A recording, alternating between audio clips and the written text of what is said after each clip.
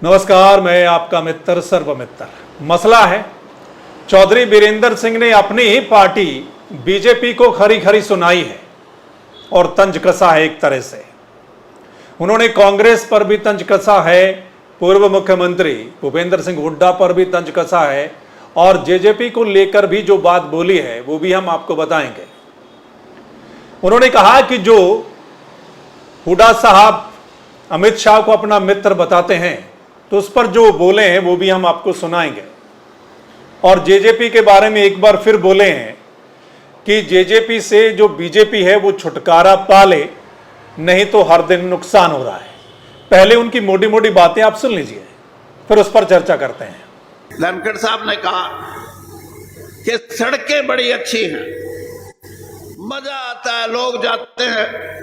मैं ये कह रहा हूं कि सड़क तो बड़ी अच्छी है, लोग भी जा रहे हैं, लेकिन चंडीगढ़ में भी ऐसी व्यवस्था कर दो कि चंडीगढ़ जाके खुश हो के आवे। न्यू नहीं अकबड़ा नहीं भाई को दो आने भाई फलाना जी ढिकड़ा जी। हाँ, अच्छी सड़क का तो तभी फायदा है, और ना तो वहां से कुछ बनेगा नहीं तो अगले कहेंगे क्यों सड़क पर जाके तेल भी खोया। कांग्रेस का जो नेता है ना हरियाणा का भाई भूपेंद्र सिंह हुड्डा, मैं एक बात बता रहा हूं, समझ लेना। वो कभी भी कोई सरकार के खिलाफ बात करता है तो उससे पहला न्यू कहा है कि अमित शाह तो मेरे मित्र हैं, तो फिर क्यों रोड़ा कर रहा है? तो अपना घर बैठे। अमित शाह तेरा मित्र है, वो हमारा बीजेपी का भारत सरकार का गृह मंत्री और सबसे बड़ा नेता है लोगों का।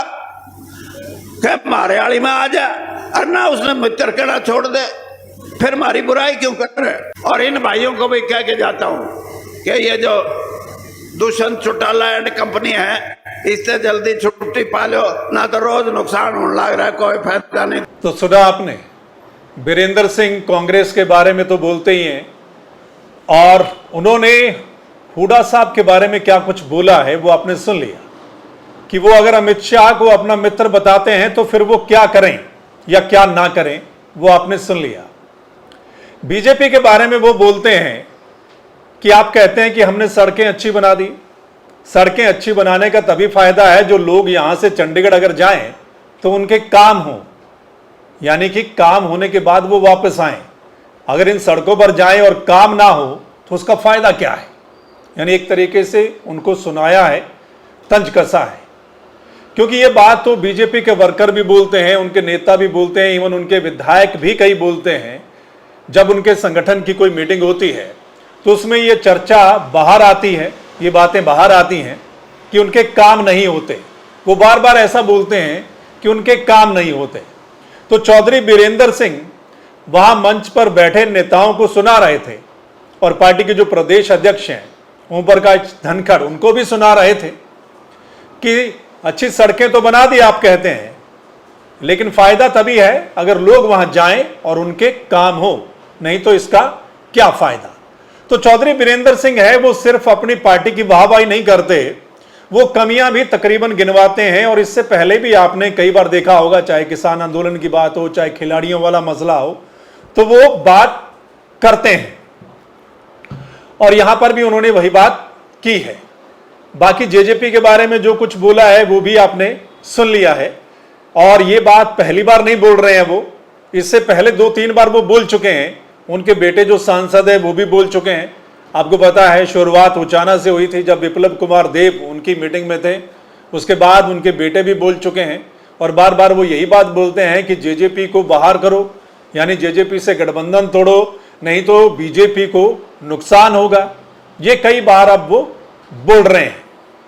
तो इससे एक बात तो सामने आती है, जो अभी लग रहा है कि अगर जेजेपी बीजेपी के साथ रहेगी, यानी बीजेपी जेजेपी को अगर साथ रखेगी, तो फिर हो सकता है बीरेंद्र सिंह बीजेपी को छोड़ दें और कहीं पाला बदलकर कहीं दूसरी जगह चले जाएं, ऐसा लग रहा है।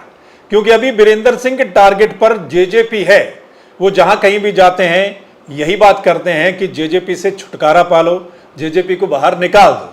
तो इससे यही लगता है कि अगर बीजेपी दुष्यंत चौटाला को साथ रखेगी, जेजेपी को साथ रखेगी, तो हो सकता है कि फिर बीरेंद्र सिंह पाला अपना बदल लें, वो कहीं दूसरी जगह चले जाएं। चलिए, ये तो खैर वक्त बताएगा, आगे आने वाली राजनीति बताएगी क्या कुछ है।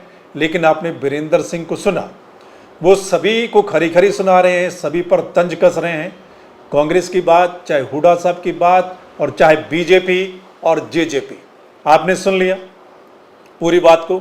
आपका क्या कुछ कहना है जरूर बताइएगा, कमेंट करके जरूर बता दीजिएगा आपको क्या लगता है इस पर। इस वीडियो को शेयर कर दीजिएगा, और अगर आप चाहते हैं कि सही मसला आप लोगों तक पहुंचे, फिर आपने इस चैनल को लाइक, सब्सक्राइब, फॉलो कर लेना है। चलिए फिर मिलते हैं अगले मसले के साथ। तब तक के लिए नमस्कार, आदाब, सत श्री अकाल, राम राम।